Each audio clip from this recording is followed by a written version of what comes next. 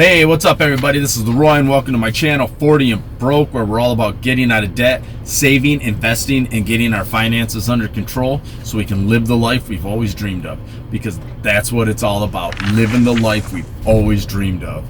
So I'm here today doing my budget. I'm gonna do the penny challenge at the same time because I don't see the point in making an extra video just to say, hey, I saved so much money on this day. So I'm just going to add that right into my budget. So that's what we're starting out with. So as I've said a million times, I'm going to say it a million times more. A budget is the most important tool in your financial toolkit. Why? Right there. You write down your budget. That's all that is. I just wrote down what my budget was. It's telling my money where to go. It's giving my money a job. As Jim Rohn said, a written budget tells your money where to go instead of wondering where it went. So I am telling my money where to go with this. I'm taking control of my money. I tell it what to do. It just doesn't fly out the window and then I wonder what happened to it. So for starters, this is it right there. It's a piece of paper, piece of scrap paper. It doesn't have to be anything fancy. It doesn't have to be anything special. You don't need to download apps to your phone.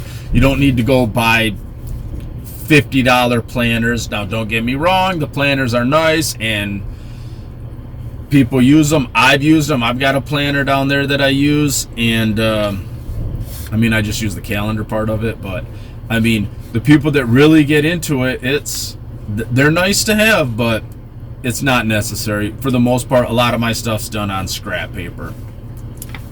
So a couple days before I get paid, they send me a message and it tells me go check your pay stubs. So I get to go check my pay stub online, and so I know how much I made. So in my last paycheck I made $2,000, and right off the bat I send my wife $700 because it covers a bunch of bills that she takes care of. It covers stuff like the major groceries and stuff like that. So she gets $700 plus it's all stuff that she takes care of. I don't even know what she does.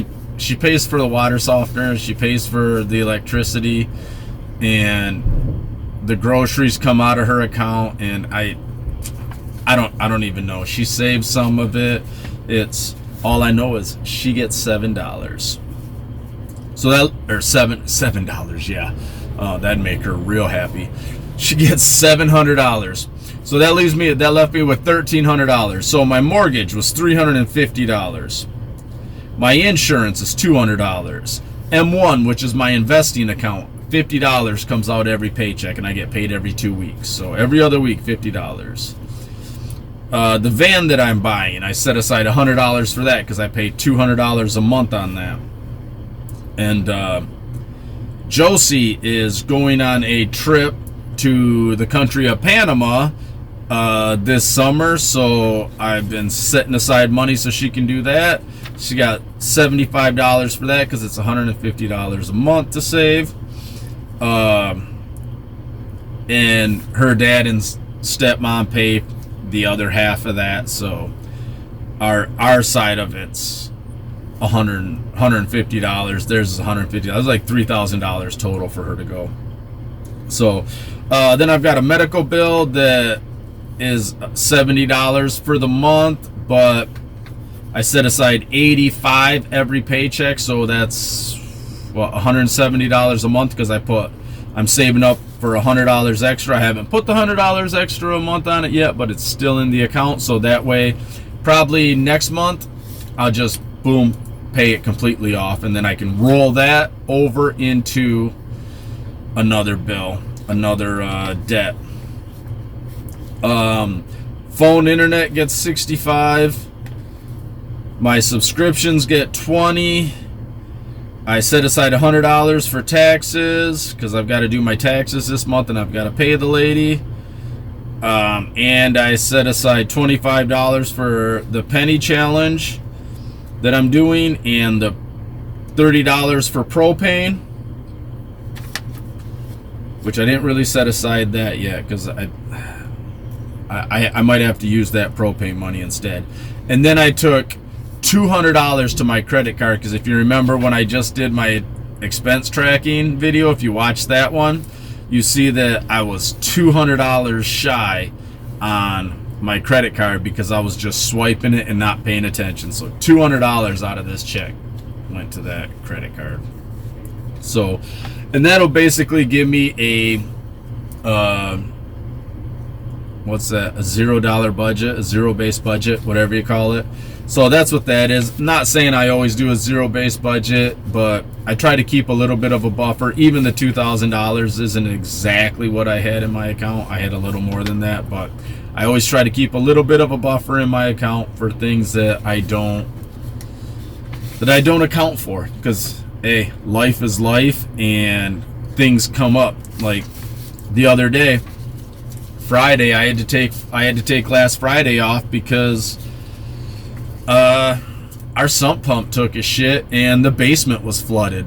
So it was like the night before, it was flooded a little, and I was like called into work. I'm like, I'm not gonna be able to make it into work. I gotta go pick up a sump pump so I can drain out my ditch, so I can drain out my basement.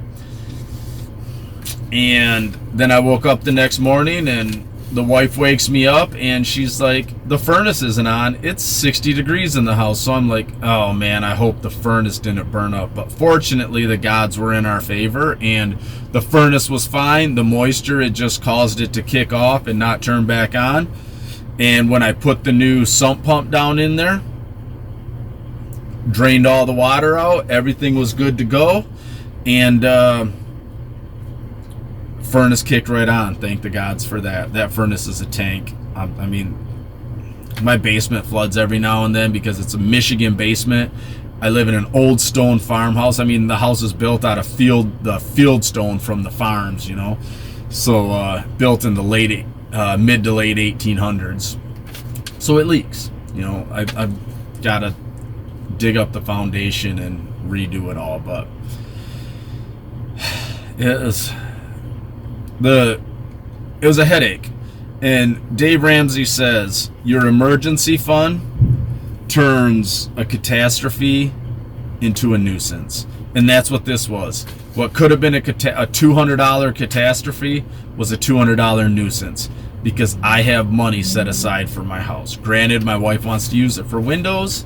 In my opinion, this popped up. Even she said, yeah, you know, I figured you'd take it from there, but I've got a house fund that's for windows, and I also use it as an emergency fund if necessary.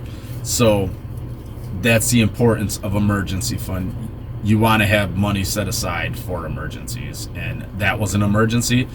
The only reason I put it on the credit card is because I got 1.5% cash back.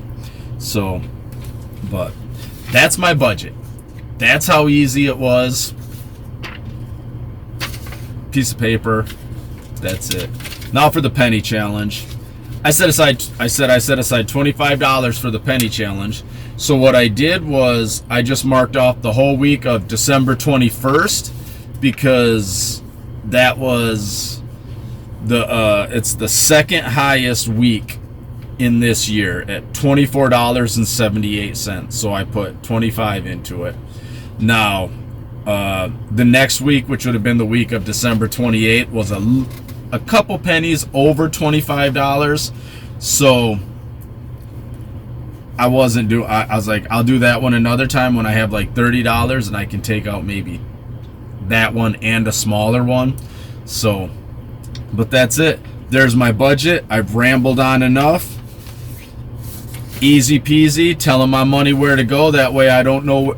I'm just not looking at my paycheck and wondering where it went. Penny challenge, because I want to show y'all it don't take big amounts to save. You know, it doesn't take big amounts. Small amounts of change can equal big amounts of savings. So, all right, everybody, there it is. Just want to say, you know what? Go out there and get it. It's 2024. All right, let's make it a great one. Have a good one, everybody.